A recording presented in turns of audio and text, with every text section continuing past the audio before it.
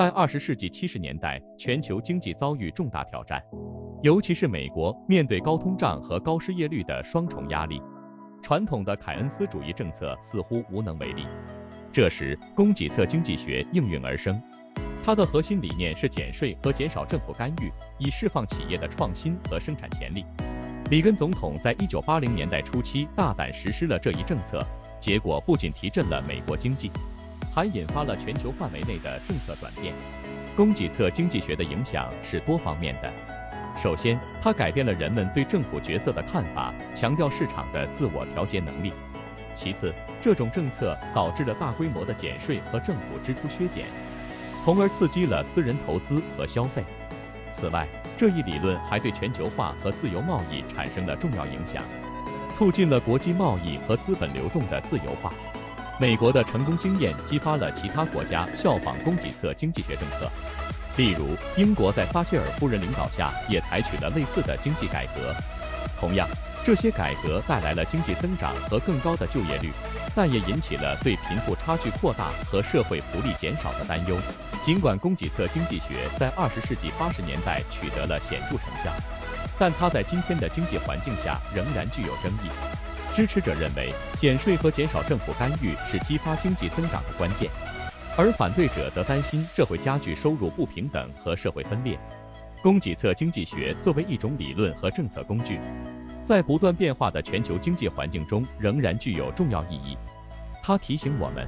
在制定经济政策时考虑市场力量的重要性，同时也提示我们关注政策可能带来的社会和经济不平等问题。总而言之，供给侧经济学不仅是一种经济理论，更是一个时代的标志。它对20世纪的经济政策产生了深远的影响，并继续在今天的政策讨论中发挥作用。我们是个初创小团队，我们在用心地做视频，我们希望得到你的鼓励。如果你喜欢这个视频，麻烦你点赞和订阅，以便让视频更符合 YouTube 的算法。如果你不喜欢或者有其他想法，请在留言区告诉我们，谢谢你。在20世纪80年代初，美国经济正处于一段艰难时期。当时的美国面临着高通胀、高失业率以及经济增长乏力的困境。这一时期被经济学家称为滞胀，即经济停滞和通货膨胀并存的状态。当时的经济形势对美国社会造成了巨大的压力，民众对经济的前景感到悲观，对政府的传统经济政策失去了信心。正是在这样的背景下，里根政府决定采取一种全新的经济政策——供给侧经济学。里根总统和他的经济顾问们坚信，通过减少政府干预、降低税率以及促进市场自由化，可以激活美国的经济发展。这种政策的核心观点是通过激励企业和个人增加投资和生产，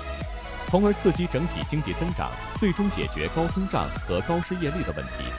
为了实施这一政策，里根政府进行了一系列大胆的举措。首先是大规模的减税。1981年，里根政府通过了一项历史性的税收改革法案，大幅度降低了个人所得税和公司税。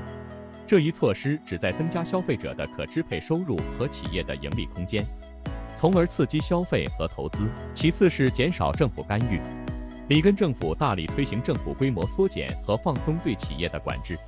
政府减少了对许多行业的限制，比如金融和航空业，这促进了这些行业的竞争和创新。此外，还削减了对一些社会福利项目的支出，以减少政府的财政负担。这些政策起初并不被所有人看好，批评者认为减税和减少政府干预可能会导致财政赤字的增加和社会不平等的加剧。然而，供给侧经济学的实施效果却出乎许多人的预料。80年代中期，美国经济开始复苏，经济增长率显著提高，同时通胀率和失业率都有了明显的下降。这种转变被认为是供给侧经济政策成功的直接证明。尽管如此，供给侧经济学的效果并非没有争议。一方面，它确实帮助美国经济实现了短期的快速增长；另一方面，这种政策也导致了财政赤字的增加和贫富差距的扩大。此外，对于供给侧经济学长期影响的评估也存在分歧。一些经济学家指出，尽管短期内经济表现良好，但长期来看，大规模减税和政府支出削减可能对经济稳定和公平产生负面影响。综上所述，美国在80年代采用供给侧经济学的经历，展示了这一政策理论的复杂性和双刃剑的特性。它在解决特定经济问题时显得非常有效，但同时也引发了一系列新的问题和挑战。供给侧经济学的实践不仅是一次重要的经济实验，也为后来的经济政策提供了宝贵的经验和教训。在美国实施了供给侧经济学政策之后，经济的变化可以说是显著的。80年代的美国经历了一段显著的经济增长期，这一时期被许多人称为里根经济学的黄金时代。它在很大程度上改变了美国乃至世界的经济格局。首先，我们看到的是经济增长的显著提速。实施供给侧政策后，美国的国内生产总值 GDP 增长率有了显著提升，企业因税收减少而增加了投资，这直接推动了生产力的提升。同时，消费者的可支配收入增加，刺激了消费需求的增长。这些因素共同作用，使得美国经济在80年代实现了强劲的复苏。其次，就业市场也出现了积极的变化。随着经济的增长，企业对劳动力的需求增加，这直接导致了失业率的下降。许多之前在经济低迷时期失业的人重新找到了工作，这不仅改善了他们的生活状况，也提升了社会整体的消费能力。然而，供给侧经济学的实施并非没有副作用。最明显的问题之一就是财政赤字的显著增加。尽管经济增长，但由于大规模的税收减免，政府的收入并没有同步增加。这导致了政府财政赤字的不断扩大，成为了美国经济的一大悬念。此外，供给侧政策还加剧了收入不平等。虽然经济整体上呈现增长，但收益并没有平等分配。高收入群体因为税收减免受益更多，而低收入群体获得的好处相对较少，这导致了贫富差距的进一步扩大，成为社会问题的一个焦点。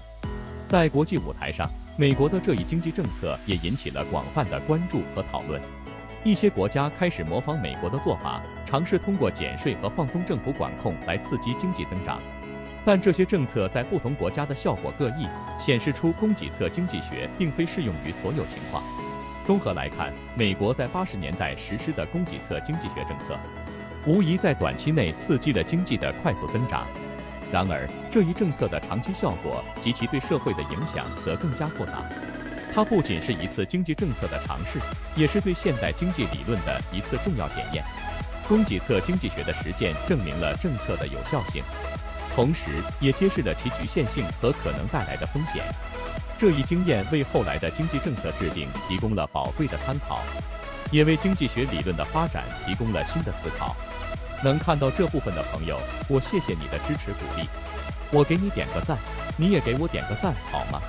美国在80年代对供给侧经济学的采纳和实践，不仅在国内引发了深远的影响，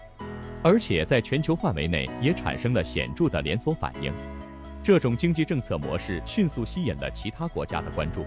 尤其是那些寻求经济转型和振兴的国家。英国是最早跟随美国步伐实施类似供给侧政策的国家之一。在撒切尔夫人的领导下，英国政府在80年代采取了一系列减税、减少政府干预和私有化的措施。这些政策促进了英国经济的复苏，但也引发了社会不平等和社会安全网削弱的担忧。同样的，在亚洲，日本和一些东南亚国家也开始借鉴供给侧经济学的理念。这些国家通过实施减税和放松管制的政策，促进了企业投资和技术创新。这些政策在促进经济增长的同时，也带动了这些国家工业和技术的迅速发展。在拉丁美洲，一些国家也尝试采用供给侧经济学的政策。例如，智利在皮诺切特的统治下，实施了一系列市场自由化和私有化措施，取得了一定的经济增长。然而，这些政策也被批评加剧了社会不平等，并对社会稳定构成了威胁。供给侧经济学的全球影响还体现在国际贸易和全球化进程的加速。美国的减税和放松管制政策促进了跨国企业的投资和全球贸易的扩张，这不仅加深了全球经济的相互依赖性，也推动了全球化进程的深入发展。尽管如此，供给侧经济学并非在所有国家都取得了预期的效果。在一些国家，这种政策的实施并未能有效刺激经济增长，反而导致了财政赤字的增加和社会不平等的加剧。这表明，供给侧经济学并不是万能的解决方案，其效果受到国家特定经济状况、政策执行力度和社会结构等多种因素的影响。总体来看，供给侧经济学作为一种经济政策工具，在全球范围内产生了深远的影响。它不仅改变了许多国家的经济政策方向，也在全球经济一体化进程中发挥了重要作用。然而，它也引发了对经济政策应如何平衡增长与公平、效率与稳定等问题的深思。供给侧经济学的全球实践提供了对现代经济政策的重要见解，